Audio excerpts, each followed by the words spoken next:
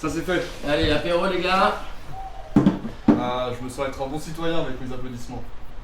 Vous trouvez pas ça un peu gênant de applaudir une minute tous les soirs les soignants pour après se caler dans le canapé, faire des gros, taper l'apéro, passer à autre chose en fait?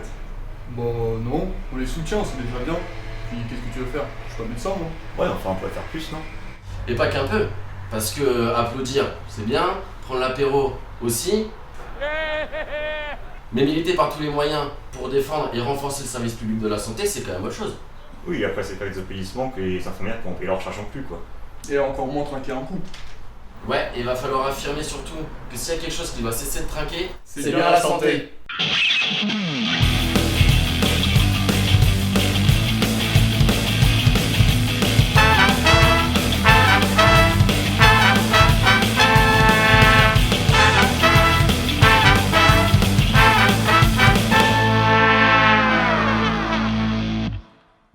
Depuis le début du confinement, les personnels soignants sont au front pour endiguer l'épidémie et sauver des vies. Et dans ce contexte particulier, le gouvernement n'a de cesse de les présenter comme les héros de la nation.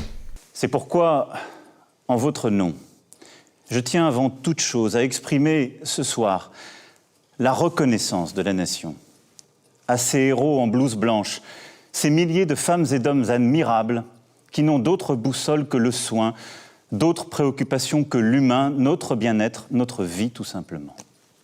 Ouais, enfin, à présenter comme des héros, mais en même temps, c'est ce même gouvernement qui leur a cassé la gueule pendant qu'ils demandaient des moyens supplémentaires quand ils voulaient des conditions de travail correctes. Certes, mais le simple fait de les glorifier subitement comme des héros permet d'écarter du débat public toutes les contraintes sociales et économiques. Et même pire, cela a permis d'organiser sans aucune honte la charité sous couvert de solidarité. Si vous pensez que les soignants sont mal payés, c'est à vous de donner votre argent dans le cadre d'une cagnotte. La solidarité, c'est l'impôt, la revalorisation des salaires, l'augmentation du nombre de personnel et l'anticipation de pénuries de matériel. Bref, la solidarité doit être collective, parce que si elle devient la responsabilité individuelle de chacun, alors seront grandes ouvertes les portes de la méritocratie et de l'abaissement des budgets de la santé. Autrement dit, si nous voulons réellement remercier le travail réalisé par le personnel soignant, cela doit être fait collectivement et par la création d'un service public de la santé de qualité et de haut niveau. Et ça doit surtout pas se faire avec une remise de médaille. Une médaille de l'engagement face aux épidémies sera réactivée afin de récompenser les personnes qui se sont dévouées pendant la crise du Covid-19. Cette médaille qui avait été créée à l'occasion de l'épidémie de choléra qui avait frappé notre pays en 1884 et instituée par un décret du 31 mars 1985 pourra récompenser ceux qui se sont particulièrement dévoués pendant les périodes de maladies épidémiques. Elle pourra être décernée à titre individuel ou collectif et fera l'objet prochainement d'un décret qui la réactualisera. Énorme! Un jeune communiste yvelinois étudiant dans une école d'infirmiers est en train de vivre une situation complètement folle. Il a été réquisitionné le 24 mars dans un hôpital public d'Île-de-France pour intégrer le service de brancardage. Et inutile de vous dire que s'il avait refusé d'être réquisitionné, son année aurait été invalidée. Profitant de son statut d'étudiant, l'État s'est permis de le payer 80 centimes de l'heure, soit 28 € la semaine, autrement dit 122 € le mois.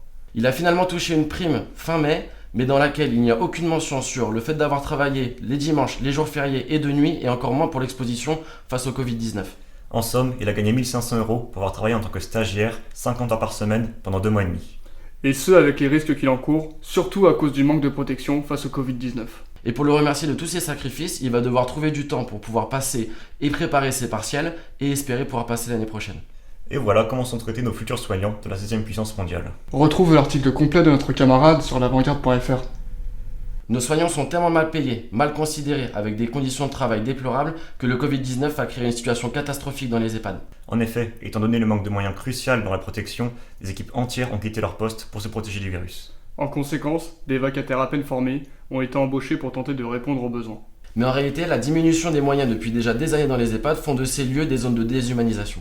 Et avec l'arrivée du Covid-19, c'est un véritable tsunami qui a emporté nos aînés. Mais toi d'ailleurs Lucas qui bosse dans le social, comment ça se passe pour vous ? Je travaille dans une maison d'enfants à caractère social, avec des enfants de 4 à 17 ans. Les enfants n'ayant plus école, nous sommes passés de 35 à 40 heures par semaine, voire plus, afin d'assurer une présence continue. Dans ce cadre, nous avons été contraints d'adapter notre planning de semaine en semaine, tout en étant livrés à nous-mêmes sur le terrain, du fait du télétravail de l'administration et d'une partie de la hiérarchie. De plus, de nouvelles missions nous ont été imposées. Nous sommes notamment devenus enseignants sans formation, comme l'ont fait beaucoup de parents durant la période. Sauf que nous n'avons pas 1, 2 ou 3 enfants à charge, mais 8 à 10, et chacun de niveaux différents. Pendant cette période, nous n'avons pu assurer le suivi médico-social de nos jeunes, comme notamment les rendez-vous chez le médecin, les dentistes et les pédopsychologues, du fait de la fermeture de ces partenaires pendant le confinement. Alors que nous travaillons en protection de l'enfance, nous avons dû attendre plusieurs semaines avant d'avoir des masques. Et pour le dire très franchement, la qualité des masques était une grosse blague. Il consistait à du papier craft avec 2 bouts d'élastique. Quand j'ai mis le mien, l'élastique a pété. Quand j'ai mis le deuxième, il y avait un trou dans le masque.